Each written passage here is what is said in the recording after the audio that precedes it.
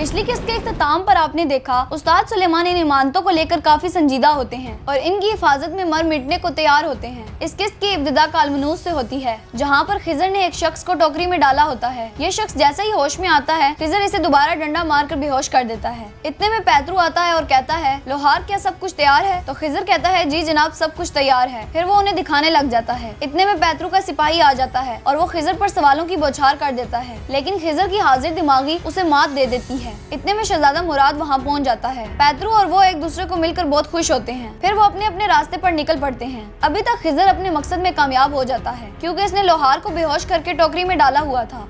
इसके बाद सिकंदरिया का मंजर दिखाया जाता है, जिधर किलई साहब अरूज और इलियास की तारीफों के अंबार लगा देते हैं। इसके बेटे शाहीन से ये देखा नहीं जाता और वो मुंह बनाकर बाहर आ जाता है। बाहर जाफर भी खड़ा होता है और इस पर तरह तरह के मस्के मारना शुरू कर देता है। जाफर की बातें इलियास और अरूज के बारे में ही होती हैं और ये भी उनसे हसद कर रहा होता है और इनको मारने के लिए ये दोनों गठजोड़ बना लेते हैं। शाहीन के साथ इसकी पहले ही डील हो जाती है और अब ये वीनस के पास जाता है। वीनस के पास ये जाकर कहता है, जैसा आपने सोचा था कि नहीं होगा वैसा ही हो रहा है जनाब। किलई साहब आपके सराय में आया था, जैसा कि मैंने आपको कहा कि जल्दी जवाब देने की जरूरत है। ये सुनते ही वीनस एक सोने से भरी पोटली इसको देता है और कहता है, ये काफी होंगे, लेकिन होशियार रहना, अगर तुम इसकी हिफाजत नहीं कर सकते तो ये एक मसला तबाही के साथ खत्म होगा और मैं तुम्हें इस तबाही से नहीं बचाऊंगा। जाफर इस जिम्मेदारी को दिल से कबूल करता है और वहाँ से निकल पड़ता है। दूसरी तरफ कालमनूस में आखिरकार ज़ैनब अपने दोस्त हकीम जवानी के पास पहुँच जाती है। ये दोनों एक दूसरे का हाल अहवाल पूछते हैं और ज़ैनब के आने की वजह बताने पर जवानी इसे बच्चों के लिए दवा दे देता है। दवाई के लिए जड़ी बूटियाँ मिलते ही ज़ैनब कहती है, मुझे अब यहाँ से निकलना होगा, बच्चों की तबीयत बहुत सख्त खराब है। इसके बाद चर्च का मंजर सामने आता है, जिसमें पैतरू समेत सब लोग शरीक होते हैं और एक तरफ खिजर भी अपने आप को ढांपे खड़ा होता है कि साथ ही काफी सारे बच्चे आ जाते हैं। ये फौरन से उन बच्चों को रोक कर वापस भेज देता है। इसके बाद घंटी बजना शुरू हो जाती है। घंटी बजने के साथ ही खिजर की गिनती भी शुरू हो जाती है। जैसा जैसा घंटी बजती है, इसके अंदर की आग और तेज हो जाती है। सब लोग अपनी ही दुनिया में मसरूफ होते हैं। ये वही घंटा होता है जो खिजर ने तैयार किया होता है और कुछ ही देर में एक जोरदार सा धमाका होता है, जिससे पूरा कालमनूस हिल जाता है और अफरा तफरी मच जाती है। इसी वजह से खिजर ने बच्चों को रोका था। फिर सिपाही पैतरू और शहजादा मुराद को अपनी हिफाजत में लेकर किले में चल पड़ते हैं। ये सारे नजारे देखने के बाद खिजर भी वहाँ से चल पड़ता है। इतने में धमाके की आवाज सुनकर ज़ैनब और हकीम जवानी भी बाहर आ जाते हैं। इस सारे माजरे को देखकर ज़ैनब परेशान हो जाती है और कहती है, मैं अपनी साथी मदलीना को कैसे ढूंढूंगी और यहाँ से कैसे निकलूंगी। और दूसरी तरफ खिजर इन्हीं के किले में शहजादे मुराद के ताक़ुब में होता है और शहजादा मुराद भी मुसलसल भागे जा रहा होता है। इसके बाद खिजर की लड़ाई शुरू हो जाती है और ये सिपाहियों पर झपट पड़ता है।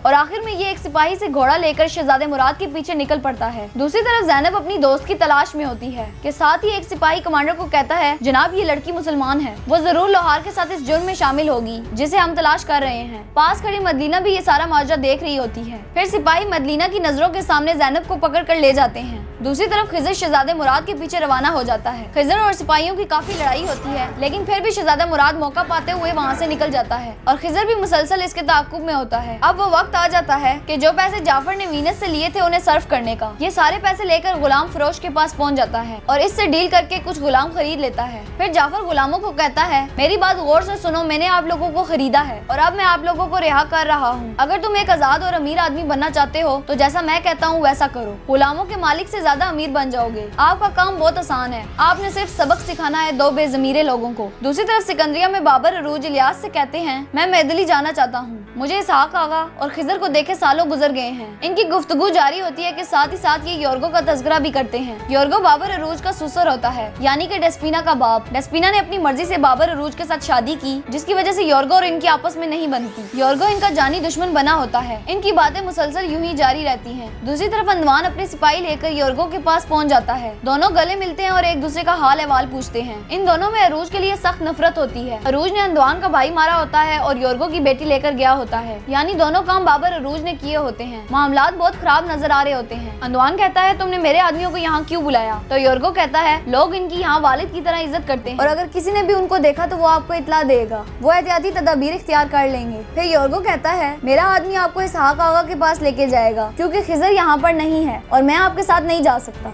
ये सुनते ही अंदवान वहाँ से रवाना हो जाता है। दूसरी तरफ खिजर शहजादे मुराद के पास पहुँच जाता है। इन दोनों के माबैन काफी बातचीत होती है तो शहजादा मुराद कहता है, तुम मुझसे क्या चाहते हो? क्या तुम मुझे मार डालोगे? तो खिजर कहता है नहीं, मैं तुम्हें आजाद कराने आया हूँ और मैं कुछ ढूंढ रहा हूँ जो तुम्हारे वालिद के पास है, मेरे पास आओ। इतने में शहजादा मुराद अपने गले में पड़ी चेन को छुपा लेता है। फिर इन दोनों के दरमियान मुकाबला शुरू हो जाता है और मुकाबले के दौरान शहजादे मुराद की तलवार गिर जाती है। फिर खिजर अपनी तलवार इसकी गर्दन पर रख देता है। बाहर से कुछ सिपाही ज़ैनब को पकड़ कर जा रहे होते हैं और उससे पूछ रहे होते हैं बताओ लोहार कहाँ है। ये सब कुछ खिजर देख और सुन लेता है और शहजादे को बेहोश करके कहता है यह आपका खुशकिस्मत दिन है शहजादे, मैं आपको अपने साथ ले जाना चाहता था लेकिन हालात बदल गए हैं। फिर उसकी गर्दन से चेन निकालकर ज़ैनब के पीछे रवाना हो जाते हैं और फिर जट से उनके सामने जाकर कहता है बाबा के ताकतवर हथवारों, आप लोग कब से छोटी लड़कियों से लड़ते हो। इसके बाद इनकी लड़ाई शुरू हो जाती है।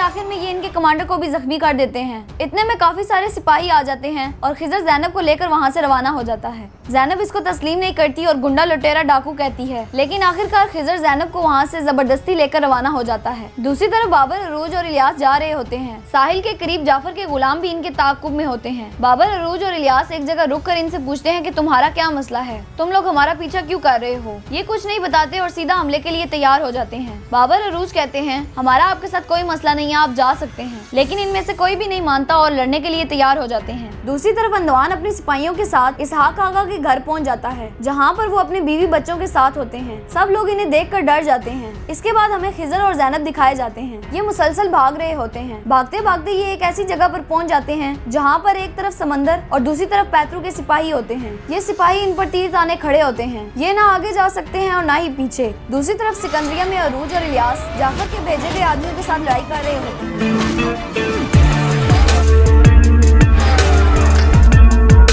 में दिखाया जाता है कि अंदवान इसहाक आगा से पूछता है कि तुम अरूज रईस के भाई हो ना। इसहाक आगा के इकरार करने पर सिपाही इन पर हमला कर देते हैं। इनकी बीवी एकदम अपने बच्चों को छत पर भगा देती है। इसहाक आगा भी इनका काफी हद तक मुकाबला करते हैं, लेकिन ये काफी तादाद में होते हैं जो इन्हें काबू में ले लेते हैं। फिर दो सिपाही इनकी बीवी को भी पकड़ लेते हैं। दूसरी तरफ खिजर और ज़ैनब भी जालिमों के शिकंजे में आ जाते हैं और तीसरी तरफ बाबर, अरूज और इलियास लड़ रहे होते हैं। फिर आखिरकार एक सिपाही इलियास की गर्दन पर तलवार रख देता है, यानी कि चारों के चारों भाई बहुत बुरे तरीके से फंस जाते हैं। इसके बाद इसहाक आगा को दिखाया जाता है। इसहाक आगा की आंखों के सामने उसकी बीवी के पेट में चाकू घोंप दिया जाता है। वो शदीद गुस्से में आकर लड़ने की कोशिश करता है, लेकिन अंदवान इनके सर में मारकर इनको बेहोश कर देता है। दूसरी तरफ खिजर और ज़ैनब भी फंसे होते हैं। बाबर, अरूज और इलियास भी जालिमों के शिकंजे में जकड़े होते हैं और इधर इसहाक आगा भी जमीन पर बेहोश पड़े होते हैं। और यहाँ पर इस किस्त का इख्तिताम हो जाता है। ये वॉल्यूम 1 का आखिरी पार्ट था। इसके बाद वॉल्यूम 2 का ट्रेलर अपलोड किया जाएगा और फिर अगले जुम्मे वॉल्यूम 2 यानी एपिसोड 5 को अपलोड किया जाएगा। उम्मीद है कि आपको हमारी ये वीडियो बहुत पसंद आई होगी। अगर आपको हमारी ये वीडियो पसंद आई है तो हमारे चैनल को सब्सक्राइब कर लें।